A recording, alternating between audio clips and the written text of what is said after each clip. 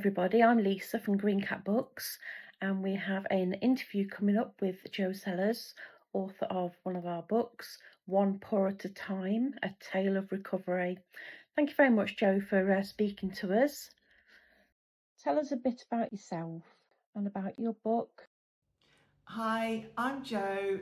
I'm a dog trainer and separation anxiety behaviourist, and I live with my dog Reba, commonly called Reba the Reprobate. The book is all my diaries from a time when she had a really freak accident last year, and it kept me sane through all the trials and tribulations and all the emotions from the accident through helping her to learn to walk again. And I wanted to put the published diaries out there so that it can help others should they ever find themselves in this position to know that they're not alone and there is support out there. Lovely. And how and when did you meet Reba? I had recently left my corporate life and I was wanting to train to become a dog trainer, and I was moving house. So a career change and a house move all at once, and I wanted a dog. I felt that this was a time where a dog would fit into my lifestyle because I was no longer commuting to the city. I was going to be at home and I was going to be there to be able to raise a puppy. So I was looking online, I know, and I came across a litter, and it was in the same county, and I went to see the litter at 4 weeks. And this particular puppy came up to me and stayed with me. Some of the others, they came up, sniffed me, walked away, but this one hung around. I went to see her again at 6 weeks, and then at 8 weeks, I collected her, brought my friend with me for moral support, and to hold her while I drove. And she came home with me, this really big fluffy bundle, well, she's a little fluffy bundle. She's a Cocker Bichon, so she's black and white with grey spots, and really fluffy like the Bichon, very cute. How did you choose a name? Was it after someone famous or a family member or friend? Her name is quite unusual, and the reality is when I sometimes work at my desk, I would have quite often daytime TV on in the background, very low, just as some background noise if I'm not on any calls. And I just happened to look up and I was watching some really sort of trash American TV, and the name came up as one of the people being spoken to, one of the interviewers. I think it was like a family member or something. And it just caught my eye. And so when I met Reba, I was thinking, oh, what can I call her? What can I call her? And this name kept coming back to me. I didn't want a really common name where I call a dog and like 20 dogs come to me in the park. I wanted something a little bit unusual, but not too mad. A lot of people have since asked me if I named her after the famous singer, actress, and US voice coach, Reba McEntire. I didn't find out about her till later, but I tend to just nod because it's much easier to explain that it's after her than watching terrible TV. Did you always want to work with dogs? I never in a million years thought I would be working with dogs. As a very young child, I had a very scary encounter being chased by a much larger dog. Bearing in mind, I was quite small at that time, and I was actually very nervous around dogs. I did grow up, and certainly through my teenage, working with horses. So there were dogs in the yard, and I got to know them a bit, and there were some I actually did like, but any stranger dog was completely unpredictable and quite scary. And so I never gave it a moment's thought. But over time, I won't give away how long because that will give away my age, it just started to seep into my conscious, and then it felt like something I could do, and I was getting to know more dogs and learning to trust them, and I wanted to learn more, and then the idea, it just somehow fitted. I took redundancy after a long career, and that was my aim, and I'm so proud that I've come around to this. So yes, never had pets as a kid. It was never like a burning ambition from a child, but here I am and I love it, and I'm very happy I am now doing this. Was there a reason you wanted to specialise in dog training and specifically separation? I wanted to become a dog trainer, but I wanted to be educated and qualified in it. So I started off with dog walking so I could learn about dog body language.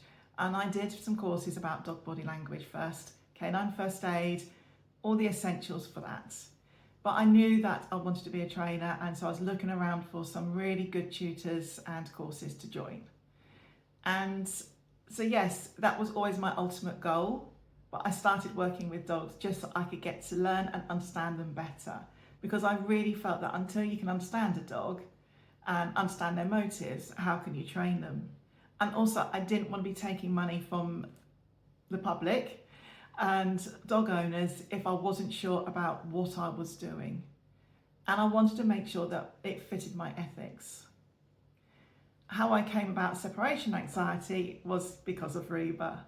I had never heard of it when I got her, but she just didn't settle. She couldn't cope if I even moved away from her, let alone left the room. It was so bad. Neither of us slept for months, and it was a really, really challenging time. But then separation anxiety was mentioned to me by the vets. I got given Google printouts from what is now old-fashioned advice, leave them to cry it out, or that. Nothing worked. It did not work. But then I found Julie Naismith. She's my mentor and a really good friend of mine. She's over in Canada, absolute guru. And she helped me with my dog. And knowing that at that point I was an accredited trainer, she was asking me, would I become one of her specialists? And I put it off for a few years because I was busy doing all my other studies still. But I eventually went, yeah, no, I really want to help other people not become a prisoner in their own homes. I've been through the worst of it, so I can really empathise and relate. And so, yeah, I became a separation anxiety specialist and been doing that for over 5 years now and love it, love it. And working online really helped, certainly in the last year after Reba's accident. So that it just worked out so well for me, and I really enjoy helping others. That's great. Have you written any books before this? I have written one book before. It's called Adore Your Adolescent Dog, and it's a dog training book. So a very different genre, still themed around a dog, of course. But this one, I just felt that a lot of owners there's loads of puppy books out there. And then the dog looks like an adult, but they're still developing and they get labelled stubborn, naughty, bad. And they're not, they're actually still growing. Although physically they don't look like it, inside, then their brains are so still learning, reforming, redeveloping. And I really wanted to help. I was running classes, I enjoyed the puppy classes, but I loved doing the adolescents. You could really see the change in the dogs at that point. And so the book is named after my classes that are called Adore Your Adolescent Dog. It just seemed to fit. So in the book, yeah, I explain about what happens with the dog internally, and then lots of tips as well. So about body language and some exercises, how to cope with indoor and outdoor behaviours. So lots of advice. I just really wanted to fill that hole so that less teenage dogs were called stubborn and more were understood. How long did it take you to write your first book? So writing the first book, the training help book, it took a few months, and I had some help with how to structure a non-fiction book because I'd never written a book before. I've read a lot, but normally they're murder mysteries. So this was something very different. I have read obviously lots of dog training books as well. And so it helped me. It was a lot of organisation. So I'll be writing chapters. I took the picture down from behind me and put up loads of post-it notes with all the different topics and was moving them around to put them into the right chapters. So it was a lot of planning as well as the writing. So it probably took about 4 or 5 months of really detailed effort once I got the idea and the outline done. And so yes, but really enjoyed it because I had to research a lot more about what was going on so that I could help and give really good practical and ethical advice. And so that was the heart of it, and I did enjoy it because you're always learning something new and I learned a lot doing that. So yeah, it was a very enjoyable process and it didn't put me off writing again. Are you planning to write more books? Yes, I think I will. I don't know quite what. I have a few ideas, but I don't know what kind of genre. I would actually like to write a nice murder mystery because I do read a lot of them. But that's a whole different skill. I might just stick to the topic I know, which is dogs. There's obviously lots of some really good books out there. There's a lot of really books with not so good advice in. There's a lot of specialist topic ones. Yeah, my mental separation book, and some of my colleagues, they've released books on the topic as well. I don't know. I haven't made a clear path as to what it will be about my next book. I'm open to suggestions. So what would people want? And I think that's what a book has got to be about, is what's going to help other people. It's not a vanity project for me. What's going to help others? So I'm open to ideas and suggestions. What is your favourite book of all time? My favourite book? That is so hard. I read a lot. I just love having a book in my hands. I have a lot of stories that I've really enjoyed. There's one book that made me cry, but can I remember the title of it? No. And that really annoys me because I've not been able to find it again. But I think the book that I always remember, and it stems back from late juniors, where once a week our teacher was a lovely teacher, and she used to read us bits out of books once a week, and we'd be sat there and we'd just get into the story. And one of the books was called I Am David by Anne Holm, and it just stuck with me. I mean, I was barely a teenager at that time, but I still remember that, and I do have a copy.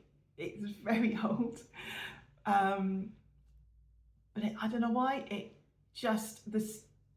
the whole story just really, I felt it, and that's why it's always stuck with me. And you love an easy read. I go on holiday, I like some nice easy chick lit. I remember, I think I was about 13, 14 on holiday with my parents and I was reading The Shining. My mum couldn't read it, so I picked it up and just read the lot and went, what's the issue? So yeah, there's some fantastic authors and everything, but I think the I Am David just is one I've always remembered. So I haven't read it for decades, but I could tell you exactly what it was about, and that's the sort of books that stick with you. What is one piece of advice you would give to someone writing their own book? If you're writing your own book, you have to be really clear what it is you're writing about and who is it for.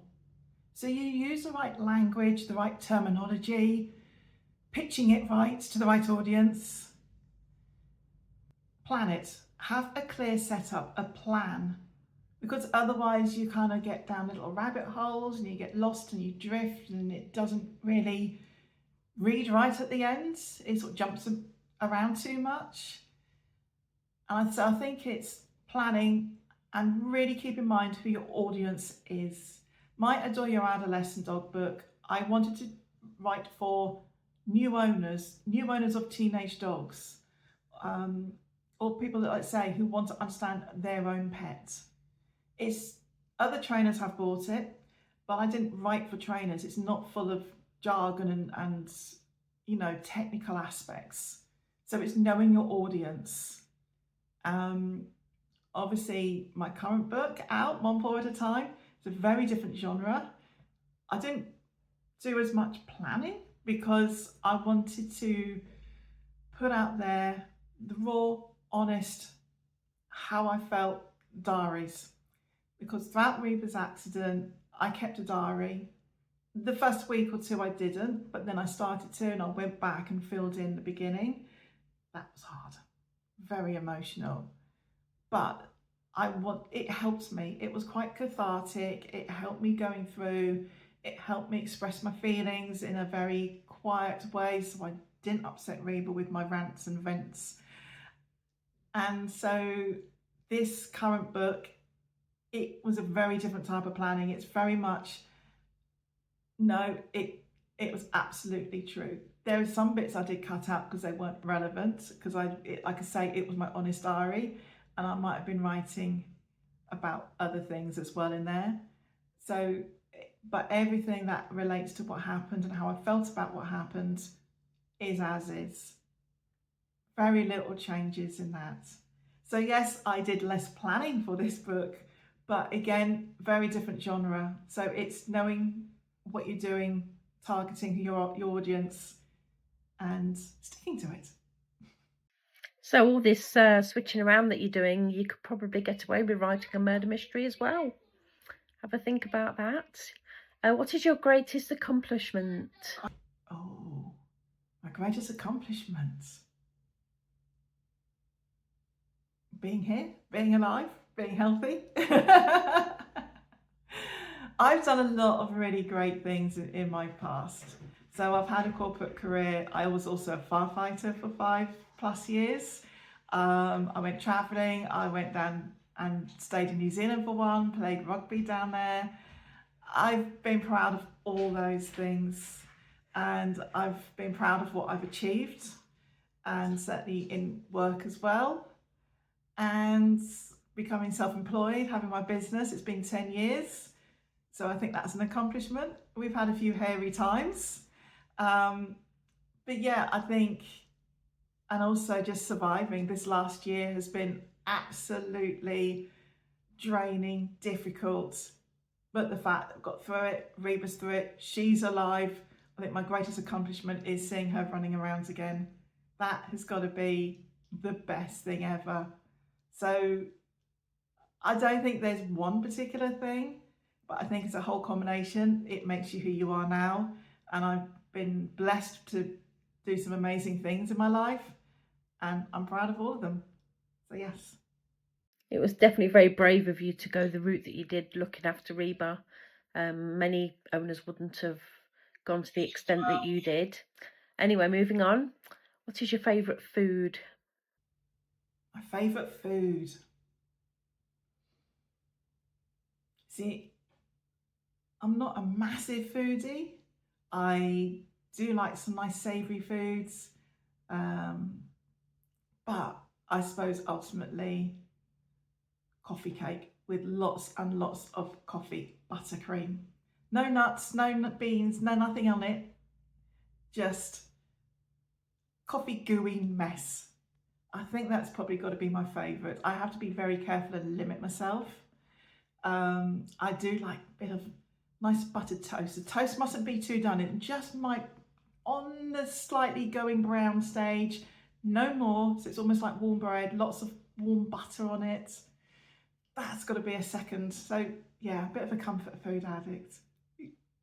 So coffee cake and nice buttered, lightly done toast. Yeah. So what about your music then? What's your favourite type of music? I grew up with quite an eclectic mix of music in the family. I loved The Who. They don't really play very much now, but I've always loved their music. But then I liked some classical stuff. I grew up with 80s, 90s pop. So I suppose there's a lot of songs I like. There's some modern songs as well, The Killers. There's just odd songs that I like and I hear and I think, oh wow, that's a really good song. But I don't necessarily like all the songs from that artist or maybe all that genre.